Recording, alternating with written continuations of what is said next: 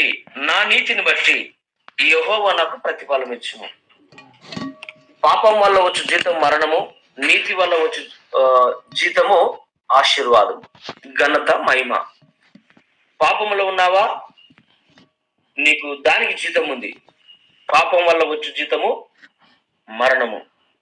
మరణం వల్ల వచ్చేది నీకేదంటే పాతాళము, అగ్నిగుండము, నిత్య నరకము.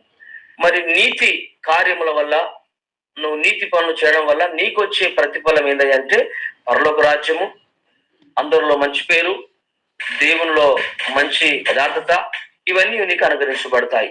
మరి దావీదు గారు ఈ మాట ఎప్పుడు రాశాడు?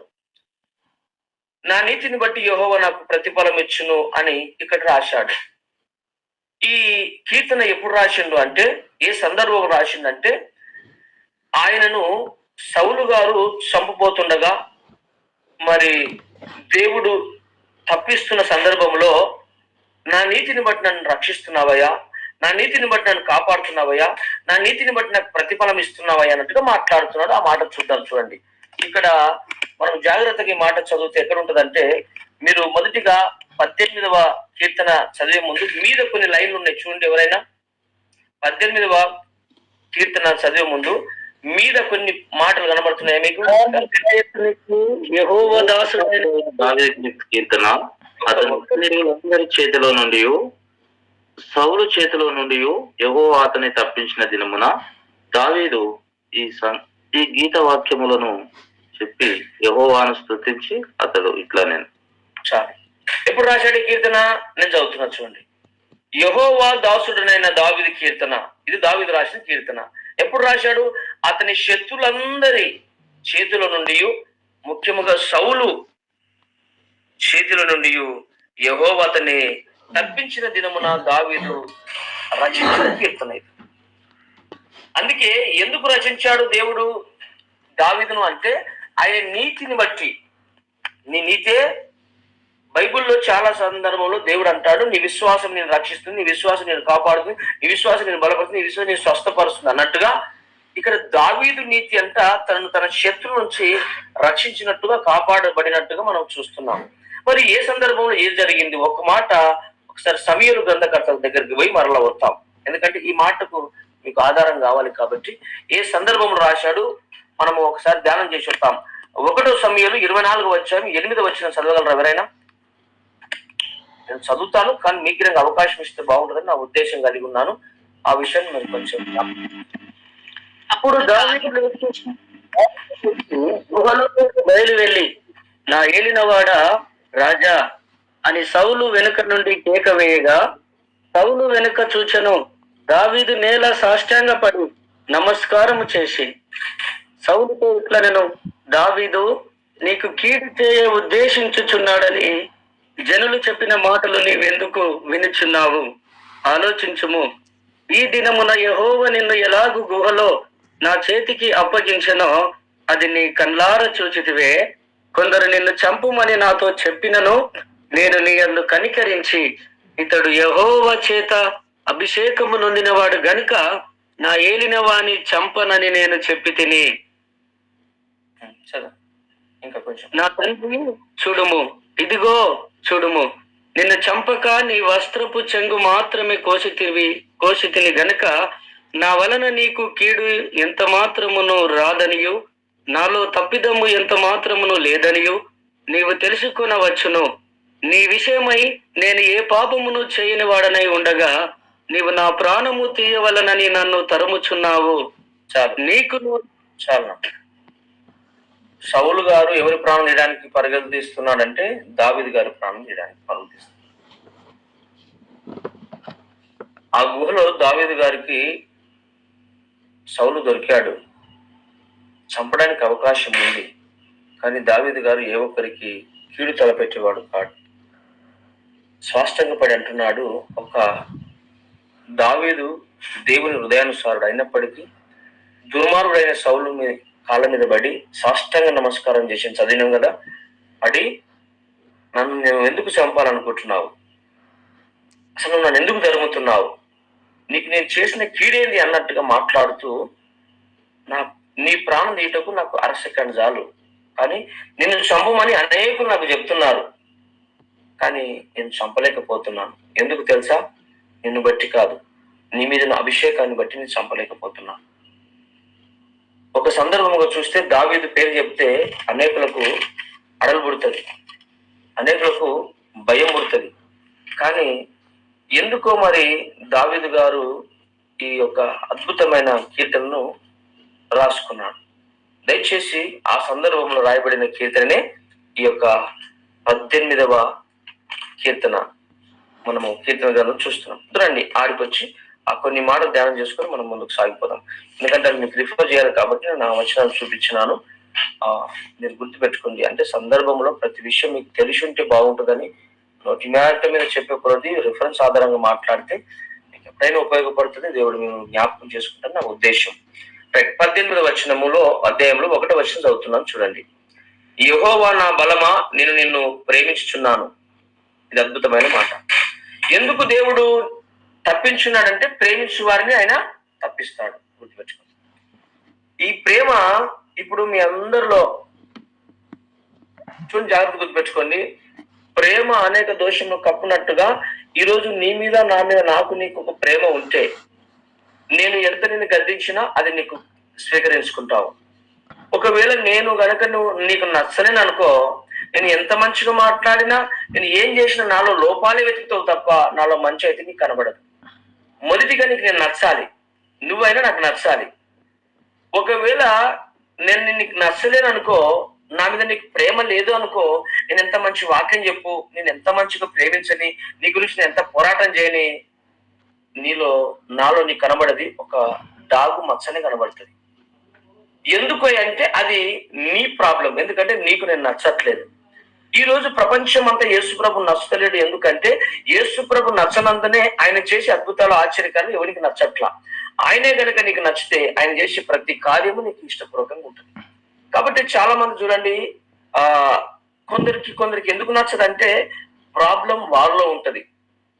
ఎందుకంటే వాళ్ళలో ప్రాబ్లం వారిలో లోపం పెట్టుకొని పక్కవాని నట్లో నలుసు చూసినట్టుగా వారిలో లోపం పెట్టుకొని ఎదుటివాడిని తప్పు పడతా ఉంటారు ప్రతిక్షణం. నువ్వు తప్పు పట్టు నేను కాదంట, కానీ తప్పు పట్టు నీ చిత్తం అయితే ప్రేమ అయితే దగ్గరికి పోయి ఆ తప్పును సరిచేసే శక్తి నీకు ఇచ్చాడు, అటే అవకాశం నీకు ఇచ్చాడు. కానీ 10 మందికి తప్పును చెప్పి నువ్వేదో మంచోడు అని చెప్పుకోవడానికి నీకు అవకాశం ఇవ్వాల. ఎవరైనా నీ కళ్ళ ఎదుట ఎవరైనా పొరపాటు చేస్తున్నారా, లేదంటే ఎక్కడైనా తప్పిదం జరిగినట్టు కనిపిస్తుందా, ప్రేమపూర్వకంగా ఒక ఫోన్ చేయి, లేదంటే దగ్గరికి పో, బ్రదర్ మీ గురించి మేము ఇట్లా వింటున్నాం, అది ఎంత మంచిది కాదేమో, నేను ఒక సహోదరిగా చెబుతున్నాను, నీ పట్ల దేవుని ప్రణాళిక వేరుంది, నువ్వు దేవునికి కావాలి కాబట్టి ఒక అక్కగా, ఒక అన్నగా, ఒక తమ్ముడిగా, ఒక చెల్లిగా నేను చెబుతున్నాను నీకు, మనం కలిసి దేవుని ఆరాధిద్దాం, స్తుతిద్దాం. నువ్వు కొంచెం ఆలోచన చేసుకుంటే బాగుంటుందేమో. నేనేదో నీతిమంతుడా నీకు చెప్పట్లేదు, కాబట్టి ప్రేమకు చెప్తే మారుతావేమో అనే ఆశ కలిగి ఉన్నానని చెప్పే ప్రయత్నం చేయాలి. అలా చెబితే ఎంతో కొంత నీవు అతనికి నచ్చితే నీ మాట, నువ్వు నచ్చలేవనుకో నేను తప్పు చేసే మార్గం చూపిస్తాడు. నువ్వు నచ్చకుండా కనుక నీతి చెప్పేవనుకో, అందుకే చూడండి చాలా మంది కొందరికి మంచి చదువుకున్నా చర్చికి పోరా అట్లా అంటే ఆ చెప్పే మనిషి ఇతనికి నచ్చడుగా, అది నచ్చకపోతే వాడు ఇతని మాటకు లోబడడు, విన్నట్టే వింటాడు కానీ ఎవడు ఏమీ లోబడడు. మనిషికి ముందు ప్రేమ ఉండాలండి, ప్రేమ లేకపోతే ఏమీ చేయలేము. అందుకే దావీదు అంటున్నాడు మొదటి మాటలోనే, మొదటి అధ్యాయం రాసే ముందే ప్రేమతో స్టార్ట్ చేశాడు. యెహోవా నా బలమా, నేను నిన్ను ప్రేమించుచున్నాను అన్నాడు. ఎవరు ప్రేమిస్తున్నారంట? దేవుడు ముందుగా ప్రేమించున్నా, అలా పొరపాటు లేదు. కానీ సెకండ్కి ఎవరు ప్రేమించాలంట? మరలా ప్రేమిస్తున్న వ్యక్తి మళ్ళా ప్రేమించబడాలి. ట్రూ సైడ్ ప్రేమ ఉంటేనే అది ప్రేమ, 2 సైడ్ల ప్రేమ ఉంటేనే అది ప్రేమ. కానీ ఈ రోజు నువ్వు ఎంతమంది ప్రేమిస్తున్నావు? శరీరకంగా ప్రేమిస్తున్నావా, ఆత్మానుసారంగా ప్రేమిస్తున్నావా, అవసరాన్ని బట్టి ప్రేమిస్తున్నావా, లేదా నీ యొక్క కోరికలు తీర్చుకోవడానికి ప్రేమిస్తున్నావా, లేదా నువ్వేదో మంచుడు అని పేరు సంపాదించుకోవడానికి పైన ప్రేమిస్తున్నావా? నువ్వు ఏ రీతిగా ప్రేమిస్తున్నావో తెలియదు, కానీ దేవుని మాత్రం అగాపే ప్రేమ, అంటే బదులు ఆశించని ప్రేమ యేసయ్యది. ఆయన ప్రేమించిననుకో నీ నుంచి ఏమీ ఆశించడు, నీకు ఇవ్వడానికే ప్రేమిస్తున్నాడు. నీ బిడ్డలు నువ్వు ఎందుకు ప్రేమిస్తున్నావు అంటే నువ్వు ఏదైనా ఇవ్వడానికి వారిని ప్రేమిస్తావు. కాబట్టి ఈ రోజు యేసయ్య మీద ఒక ప్రేమ ఉండాలి. అతనికి అపారమైన ప్రేమ ఉంది దావీదు గారికి. కాబట్టి ఆ ప్రేమ ఏం చేసిందంటే మరణం నుంచి తప్పించడానికి ఇష్టపడ్డది. అందుకే ప్రేమ కలిగి ఉండడం నేర్చుకోవాలి. మొదటి మాటలో అందరికి చెప్తున్నానండి, ప్రేమను మించింది ప్రపంచంలో ఇంకొకటి లేదు. ఆ ప్రేమ లేనివాడు భ్రష్టంతో సమానము. నా ఆత్మ లేనివాడు నా వాడు కాడన్నది రోమ గ్రంథకర్తతో మాట్లాడాడు. ప్రేమ లేకుండా నువ్వు ఏమీ చేయలేవు.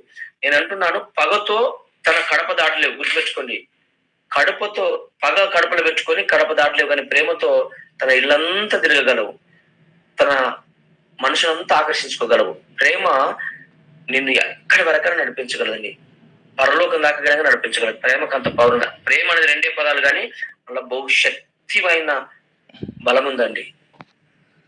ప్రేమగా ఉండుటకు ప్రయాసపడునని వాక్యం సెలవిస్తుంది.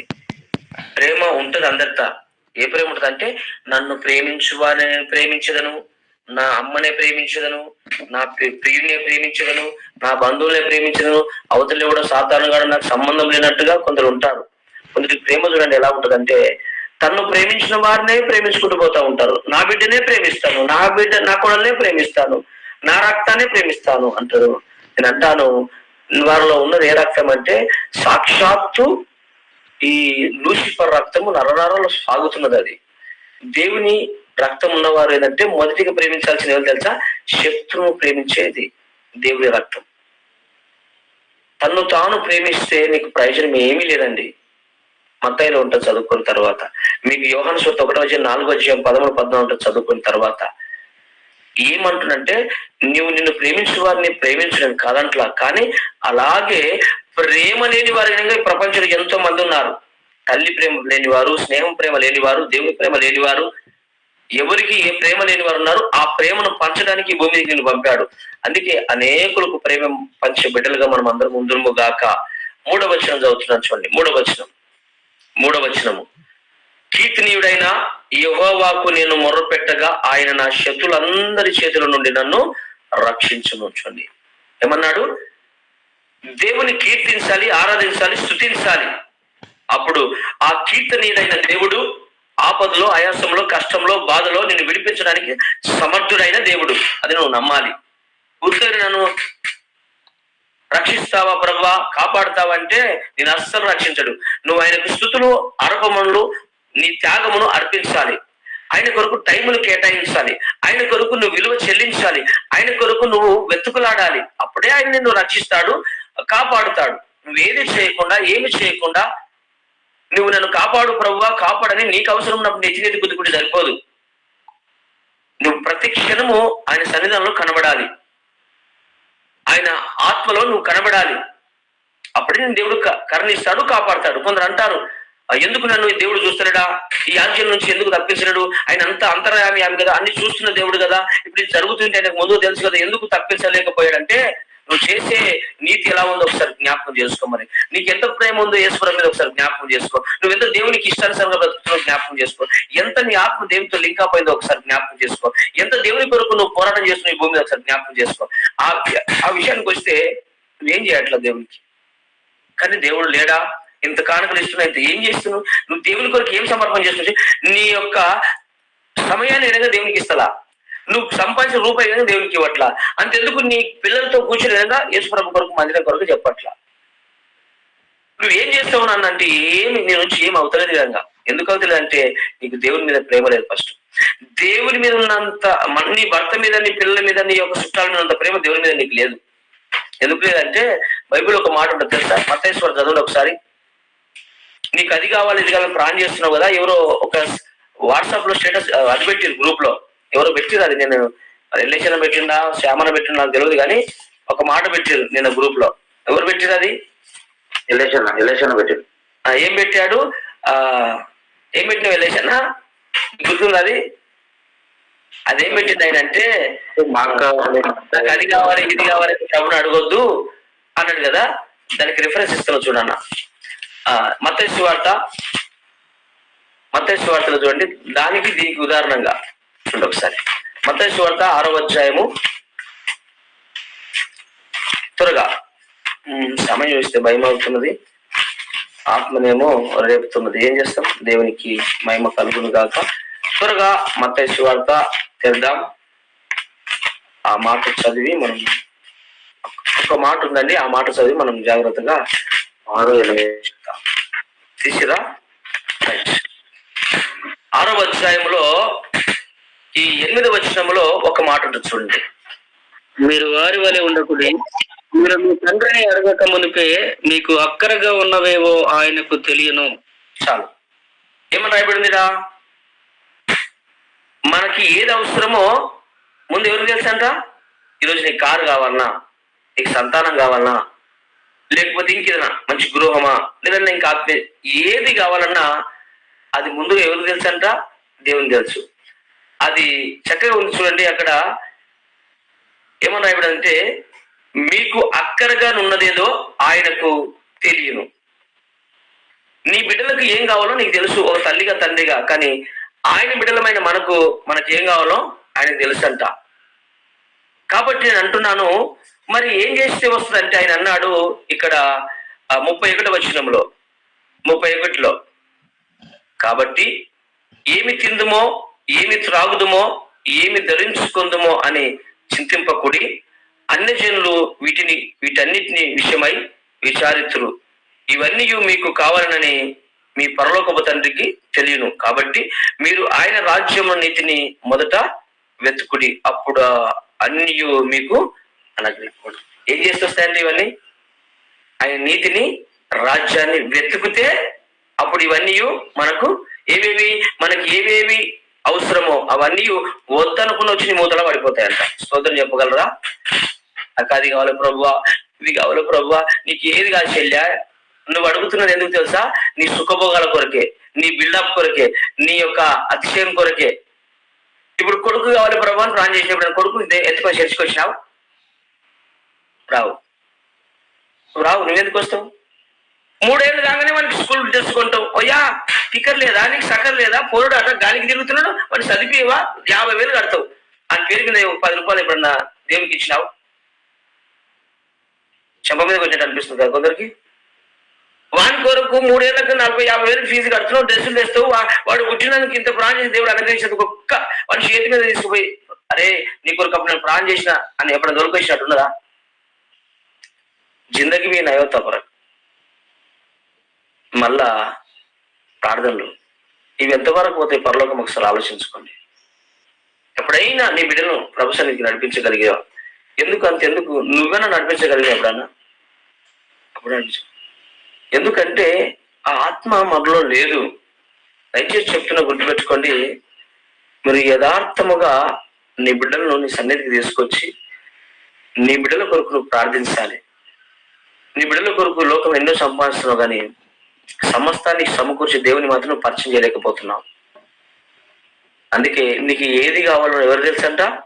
నీ భర్త కొద్ది ముందు నీకు తెలుసు. నీ తల్లిదండ్రుల కొద్దిగా మన మీద ఎక్కువ భారం ఉంది ఆయనకు. నాకన్నా ఎక్కువ నీకు భారం ఆయనకే ఉంటుంది. కాబట్టి ఈ మాట గుర్తుపెట్టుకోండి. దయచేసి చెప్తున్నాను, ప్రతి ఒక్కరూ ఎంత ఇబ్బంది ఉన్నా, ఎంత కష్టమో ప్రతి ఆదివారం ప్రభుని మీరు చేసుకోదండి. అది నిజమైన భక్తులకు ఉండే మంచి అలవాటు. అది పిల్లలు ఈ పనులు ఆటంకంగా, నిజంగా నీలో ప్రభు ఆత్మ ఉంటే ఏవి నీకు అడ్డం కాదండి. అప్పులు, అనారోగ్యం, ఇవి ఎన్ని అడ్డు. ఏదో నీకు ఆత్మ లేక పిల్లలు ఉండనియరన్నా, ఊరికే సతాసుడన్నా, ఇది ఆత్మ లేని కార్యాలు. మరి చుట్టానికి ఊరేందుకు 3 రోజులు పోతున్నావు కదా, మరి ఆడ ఏడిపియరా? గుంజుకొని బ్యాగ్ ఒక సంఖకు, వాడిని ఒక సంఖ వేసుకొని గుంజుకొని పోతావు వాడిని కదా. జర బాధ అనిపిస్తుంది కదా. సంఘానికి వచ్చి 1 గంట సేపు కూర్చునికే ఎన్నో నక్కరలు పడుతుంటాం. ఇవన్నీ నక్కరలు అంటారు తెలంగాణ భాషలో. యాక్టర్స్ అంటారు వీళ్ళందరినీ.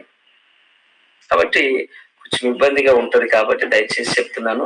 నవ్వుతున్నారు కానీ ఏదో నవ్వుతూ కవర్ చేసుకున్నా కానీ మనసులో మాత్రం పొద్దుగా ఇట్లా కట్నాలు వాటినేమో నాయన అనుకుంటున్నాం. కానీ కంగారు పడొద్దు, అంత మీమియల కొరకు. ఇంకో మాట చదివి ప్రాణం చేస్తాం చూడండి.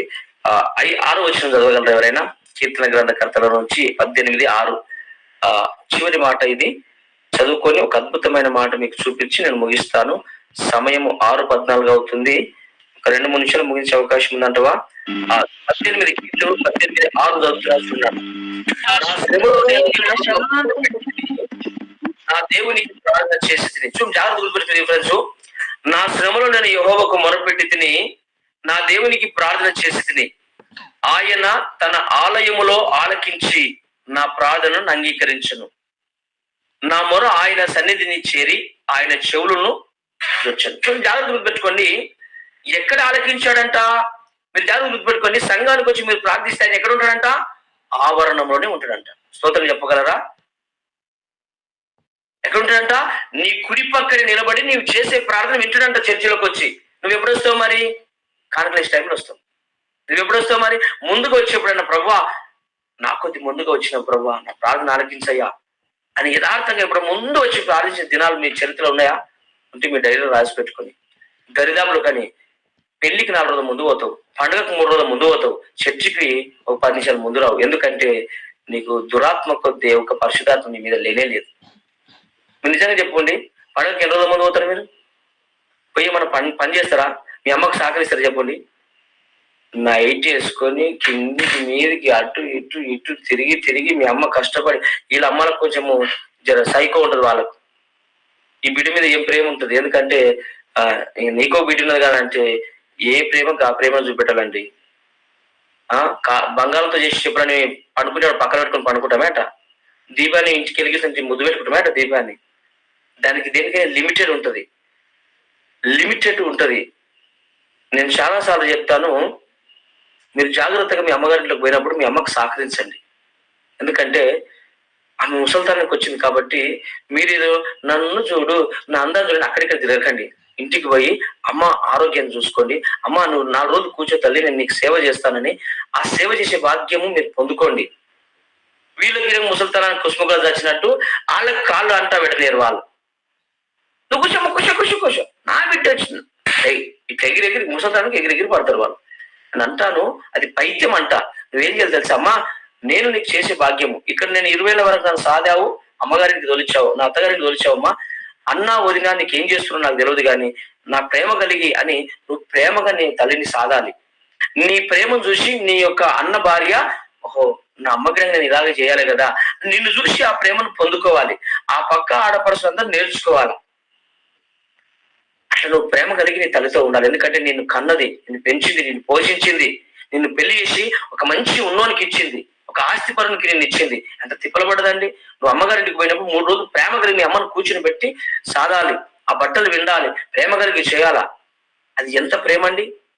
ఈయనేమో మా అమ్మ కొంట్లో బాగాలేదంటే నేను పోవాలంటది, ఇక్కడ పర్మిషన్ తీసుకొని పోయి ఆడికి పోయి చేస్తుందా? సేవలు చేస్తుందా?